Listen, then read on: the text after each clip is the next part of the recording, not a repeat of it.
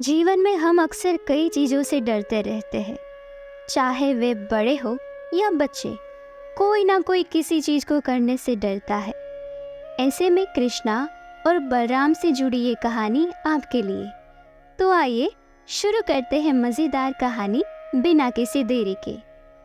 एक बार की बात है जब कृष्णा और बलराम किसी जंगल से गुजर रहे थे। चलते चलते काफ़ी समय बीत गया और अब रात भी होने वाली थी। अंधेरे में आगे बढ़ना संभव नहीं था, इसलिए कृष्ण बोले, दाऊ, हम ऐसा करते हैं कि अब सुबह होने तक यहीं ठहर जाते हैं। सुबह होते ही हम अपनी मंजिल की ओर बढ़ चलेंगे। बलराम बोले, पर इस घने जंगल में हमें खतरा हो सकता है। यहाँ सोना उचित नहीं होगा। हमें जागकर ही रात बितानी होगी। अच्छा, तो हम ऐसा करते हैं कि पहले मैं सोता हूँ और तब तक आप पहरा देते रहो, और जैसे ही आपको नींद आए आप मुझे जगा देना, तब मैं पहरा दूंगा और आप सो जाना। कृष्ण ने सुझाव दिया और बलराम तैयार हो गए। कुछ ही पलों में कृष्ण गहरी नींद में चले गए और तभी बलराम को एक भयानक आकृति उनकी ओर आती दिखी। वो कोई राक्षस था। राक्षस उन्हें देखते ही जोर से चीखा और बलराम बुरी तरह से डर गए। इस घटना का एक विचित्र असर हुआ कि भय के कारण बलराम का आकार कुछ छोटा हो गया और राक्षस और विशाल हो गया। उसके बाद राक्षस और चीखा और पुनः बलराम डर कर कांप उठे। अब बलराम और भी सिकुड़ गए थे और राक्षस पहले से भी बड़ा हो गया था। वो राक्षस धीरे धीरे बलराम की ओर बढ़ने लगा। बलराम पहले से ही भयभीत थे और उस विशालकाय राक्षस को अपनी ओर आता देख जोर से चीख पड़े, कृष्णा!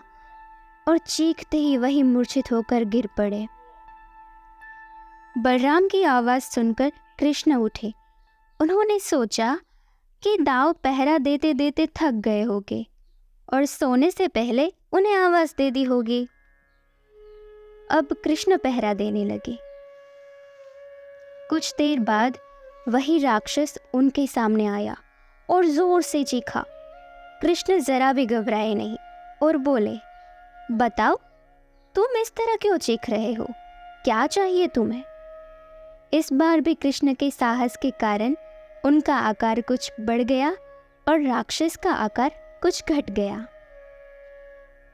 कृष्ण की लीला देख वह मायावी राक्षस तंग रह गया। वो अपना सिर खुजाने लगा।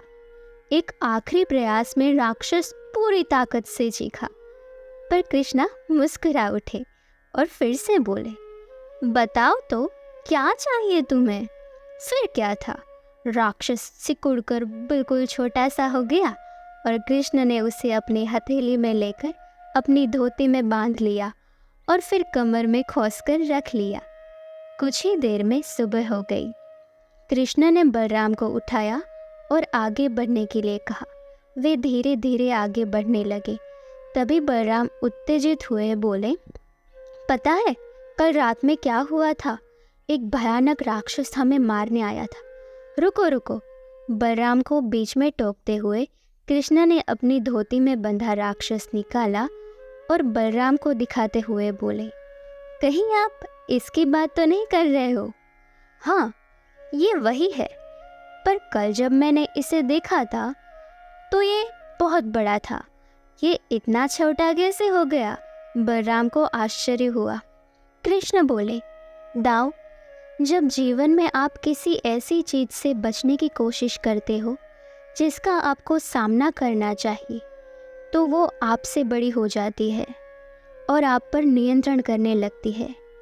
लेकिन जब आप उस चीज़ का सामना करते हो जिसका सामना आपको करना चाहिए, तो आप उससे भी बड़े हो जाते हो और उसे नियंत्रण करने लगते हो। दोस्तों, ये राक्षस दरअसल हमारी ज़िंदगी में आने वाली चुनौतियाँ हैं। अगर हम इस चुनौतियों को टालते हैं तो ये और बड़ी हो जाती है। आखिर में ये हमें कंट्रोल करने लग जाती है। इसलिए हमें इसका साहसपूर्वक सामना करना चाहिए ताकि हम उन्हें कंट्रोल कर सकें। इस प्रकार चुनौतियाँ का डट के सामना करने से वे छोटी हो जाएगी, जिससे हम आसानी से उन पर नियंत्रण कर सकते हैं और सफल होते हैं। घबराए नहीं, हम सबके अंदर एक कृष्णा है। आगे बढ़ते रहो और अपने अंदर बैठे कृष्णा को पहचानो। दोस्तों, कैसी लगी ये कहानी? हमें कमेंट करके ज़रूर बताएं। और भी ऐसी नैतिक कहानियाँ, नैतिक शिक्षा की कहानियाँ और अच्छी अच्छी प्रेरणादायक कहानियाँ देखने के लिए हमारी चैनल को ज़रूर सब्सक्राइब कीजिए। अगर कहानी अच्छी लगी तो लाइक करें और नहीं लगी तो डिसलाइक कीजिए और अपने दोस्तों, परिवार और बच्चों को शेयर कीजिए। हमारी कहानी सुनने के लिए आपका बहुत बहुत धन्यवाद।